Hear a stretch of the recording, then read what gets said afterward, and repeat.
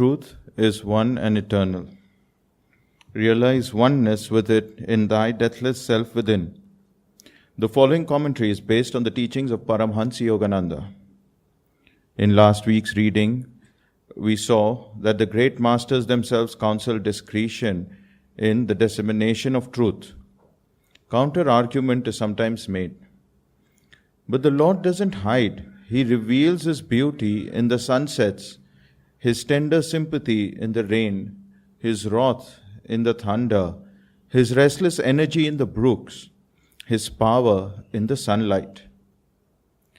There are exoteric truths and there are also esoteric truths.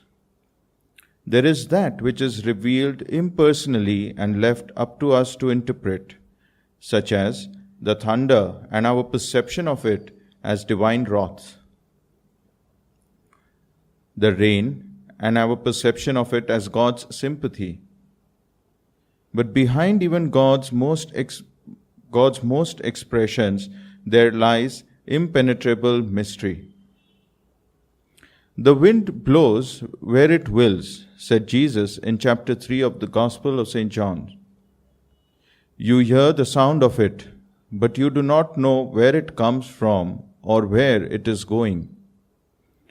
So is everyone who is born of the Spirit. And Sri Krishna says in the 9th chapter of Bhagavad Gita, by me, the whole vast universe of things is spread abroad. By me, the unmanifest, in me are all existences contained, not I in them. God's hidden reality cannot be understood by the reasoning faculty. India's Shankya philosophy states frankly, Ishwar Asheda, God is not provable. A willingness to seek the underlying reality behind appearances is essential for those who would know God. Thus, through holy scriptures, God has spoken to mankind.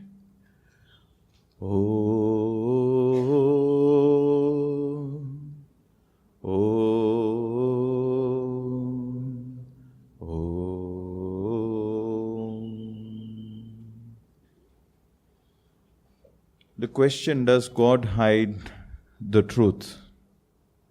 Interesting one. Even when I was reading about this, I was wondering, how often is it that we ourselves are constantly wondering, is this right for me? Why is this happening with me? Does that really need to happen? Am I doing the right thing? Is this what God really wants me to do? If we are here, and if we say that we are here to serve Him, then why doesn't He just give us a to-do list and say, dude, this is your list, go ahead, start finishing things off? Why can't He, just so clearly tell us that, hey, you know what, you've got that high fever right now, and that's okay. Chill about it. Nothing's nothing's to worry about. I'm just sorting out some of your past deeds for you. Why is all that hidden from us, or is it really hidden? That is the question. Are we kind of caught up with the delusion? Is it our ego that is preventing us from really recognizing the truth that God is revealing to us? Yes, last week we saw that there is discretion. So, obviously, if, let's take an example of a child, and when the child is still growing up, still an infant stage, and probably doesn't know what harm the knife or the scissors would do, we are definitely going to make sure these are out of reach for that child. Are we going to hide those tools? Those tools are useful. In the right hands, those tools are useful.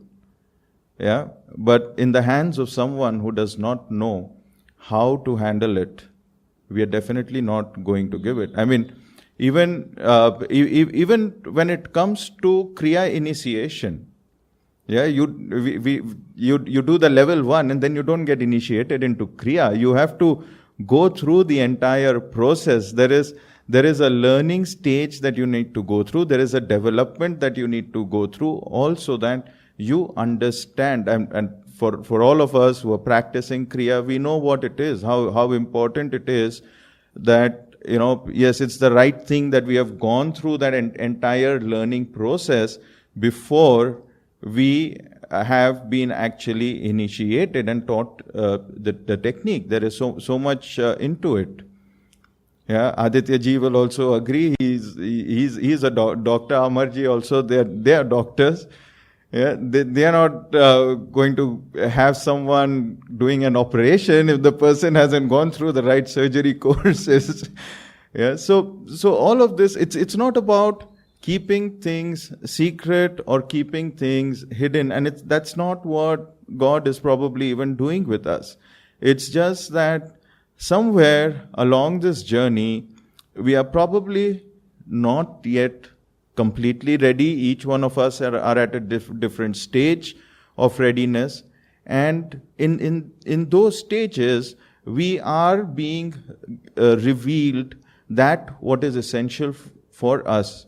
But are we also at the same time open to receiving that information that is coming to us? So it's not just about God hiding the truth from us. It is also about us not being open and ready to receive what is coming our way. So this question, where in the examples that we read out over here, I mean, there are different ways to look at it. One may say, oh, that's thunder and God is angry over there.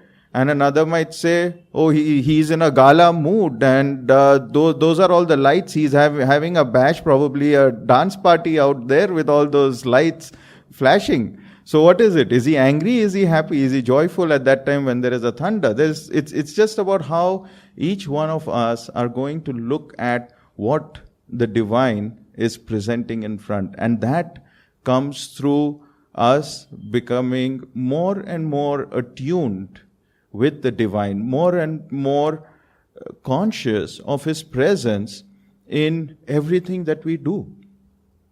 If we start inviting God, if we start inviting gurus to be with us in all the actions that we are taking, in every step of our life, like it said, even if you have to choose the shirt for the day or the dress for the day, ask God to be a party to that decision making. Yeah, even when you are having a glass of water, invite Him to share that glass of water with you, him or her, whichever way. When we start doing that, we are communing more and more with the divine. We are opening ourselves up more and more to receiving Him into our lives, uniting with Him, recognizing Him. And the more we communicate, the more we ourselves will start listening, be able to listen to what it is that is getting passed on to us by the divine. And slowly and steadily, all those blinds will get unfolded, things that we otherwise feel are hidden from us, or the truths that are not known to us will start getting revealed. We can read loads and loads of books, and probably all the books are going to end up pointing in the same direction. The truth is, we are one with the divine. We are here to go back and unite into the divine. But how much are you going to read? How many books are you going to read? How much intellectual masala are you going to take in? You just have to leave that. Get into meditation. When we are communicating with people, when we are amongst crowds, let us try to look at them not just with the physical eyes, but also let us start looking at them with our spiritual eye. Let us try to see that light. Let us try to see the divine in all of them, let us make that effort more and more consciously, so that we are able to start recognizing the divine that is present in everyone, the divine that is present in every situation. Whether something's going in our favor or it's not going in our favor, let us not, kind of stick to that situation and say, oh, why this? And why not this way? Let us instead say, Lord, if this is your plan, so be it, let's move on. And when we start doing that, we start recognizing the truth, the reality, the information, starts getting unfolded to us. And then deeper and deeper in meditation, we start experiencing the joy, the union with the divine. And then it remains for us to take that joy, to take that union, to take that experience that we had in meditation with us, even when we are not meditating. And in that way, we will constantly remain in touch with God. We will constantly start recognizing the truth that, yes, we are one with all. So with that, what I would like to do is there is an affirmation. We'll say that affirmation. And following that, I'll lead you all into a short meditation as well. And let us use this meditation now to experience God who is within us. There's that musk deer, right, who runs after that fragrance, searching for that fragrance all over. But where's the fragrance? Within. The fragrance is within. The divine is within.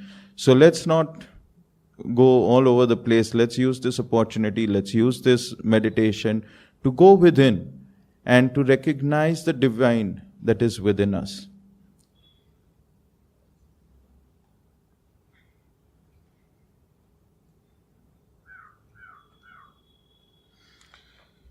So let's close our eyes.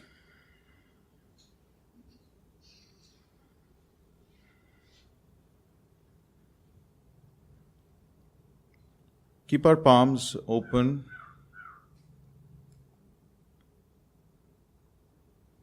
Our spine straight, gaze at the point between the eyebrows.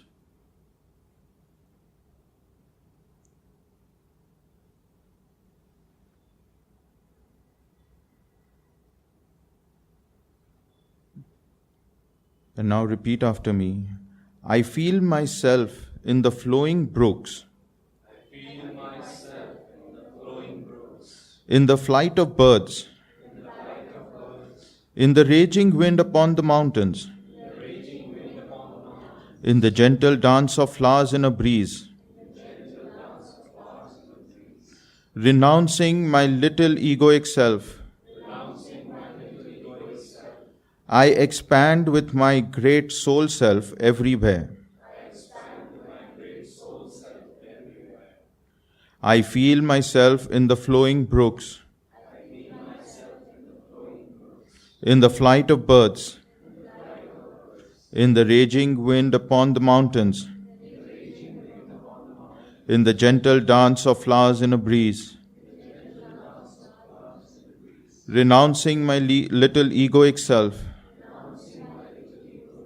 I expand with my great soul self everywhere. I feel myself in the flowing brooks. In the flight of birds. In the raging wind upon the mountains. In the gentle dance of flowers in a breeze. Renouncing my little egoic self. I expand with my great soul self everywhere. In whispers now, I feel myself in the flowing brooks. In the flight of birds. In the raging wind upon the mountains. In the gentle dance of flowers in a breeze. Renouncing my little egoic self. I expand with my great soul self everywhere. And now mentally, I feel myself in the flowing brooks, in the flight of birds, in the raging wind upon the mountains, in the gentle dance of flowers in a breeze. Renouncing my little egoic self, I expand with my great soul self everywhere. And now mentally just follow this prayer. Beloved Spirit in all that is, help me in my own nothingness to find myself one with all that is.